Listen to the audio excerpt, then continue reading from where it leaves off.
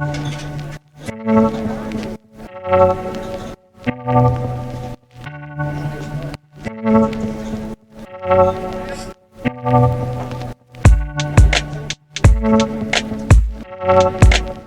a lifelong sci-fi fan, I would argue Isaac Asimov's work is foundational to much of modern thinking about AI, what I call the IA-AI nexus.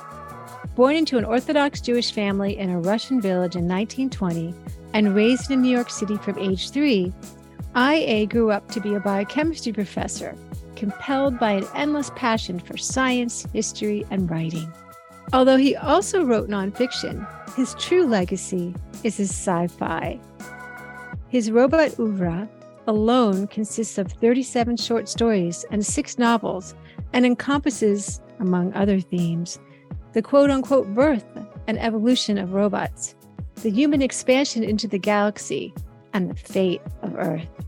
His stories have stayed with me ever since I read them curled up on a couch as a kid, and I've been watching situations and technologies he wrote about creep closer to reality for years. Asimov's AI is not exactly our AI.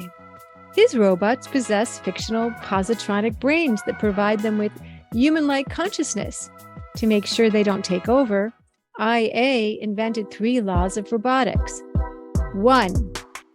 A robot may not harm a human or by inaction allow a human to come to harm. 2.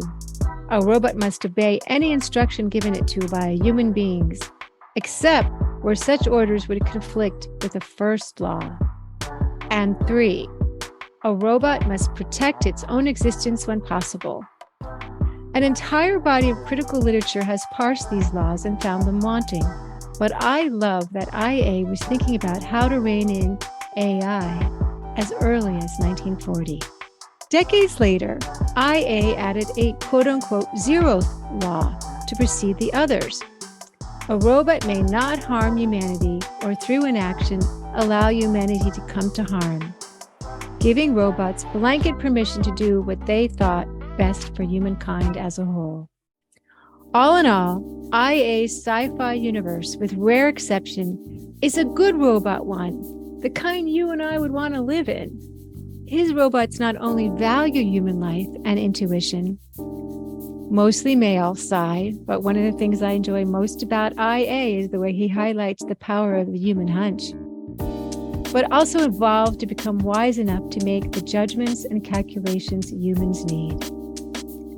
Asimov, who died in 1992, just before the internet took off, was enthralled by the idea of benevolent robots from age 11 when he read a story by Neil R. Jones about a race of decent mechanical men called the Zoromes.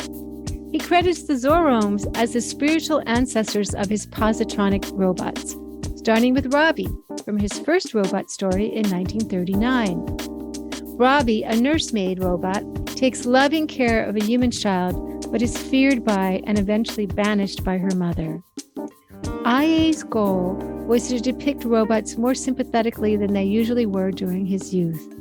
He thought that RUR, the 1920 Czech play in which the word robot debuts, and Mary Shelley's earlier Frankenstein, combined with the gloom of World War I, had led people of the 1920s and 1930s to picture robots as dangerous devices that invariably destroy their creators, and to conclude that there are some things that humans are not meant to know.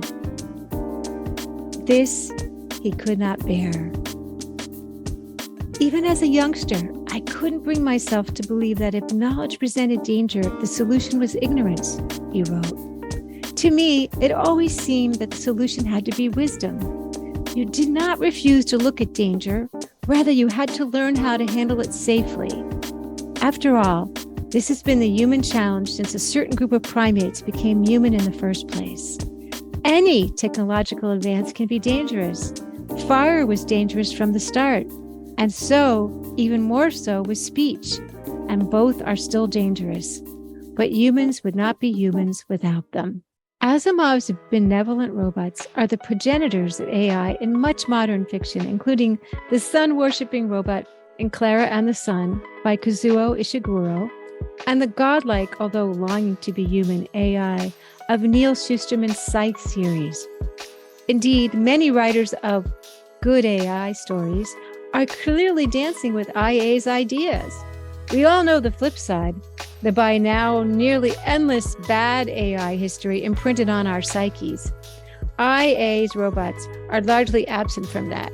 Sure, sometimes quirky, misguided robots run amok despite the laws of robotics, but clever humans usually outwit them. IA's 1956 short story, The Last Question, was his favorite. By its end, AI, called AC, exists in hyperspace beyond the bounds of gravity or time.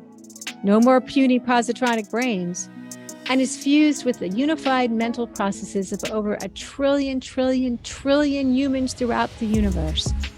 But AC has yet to figure out how to halt the entropy of the universe so that human consciousness won't become extinct. Only after the last star flickers out and the universe is dead does AC discover the solution. The story ends, and AC said, "Let there be light," and there was light. All this leaves us dangling here on Earth, peering into an opaque future from 2023. How much knowledge is good? Is our quest for knowledge ultimately dangerous? How can we prevent knowledge from being hijacked by greed and other compulsions? Jews have been asking these questions since Adam and Eve, and suddenly they are worrying me too. IA has left us a guidepost or two. He jump-started us thinking about ways to govern AI.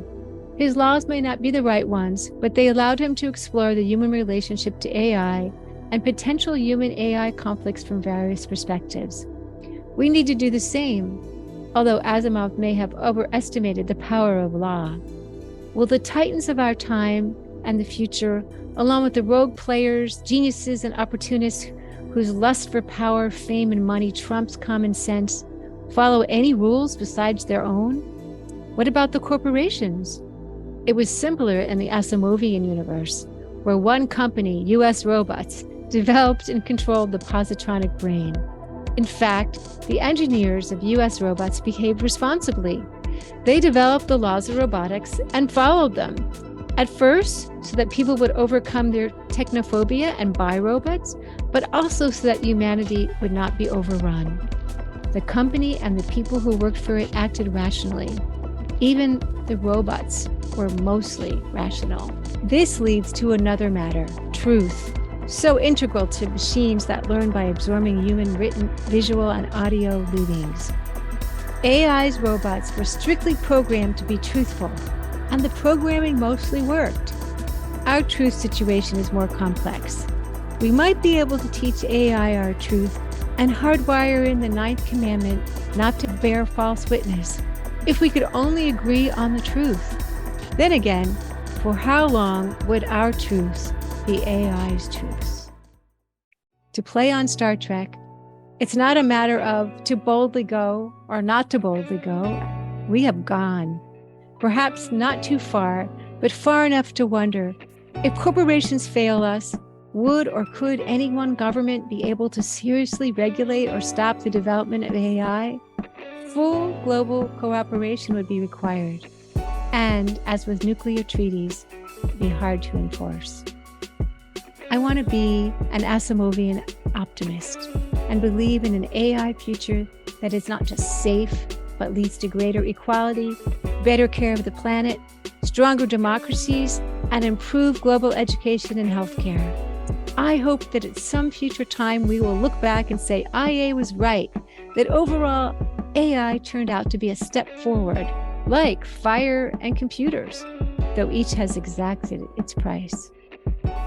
Yet I'm uncertain, given our propensity for greed and mental and even physical laziness, that less work and greater dependence on technology will make human life more meaningful.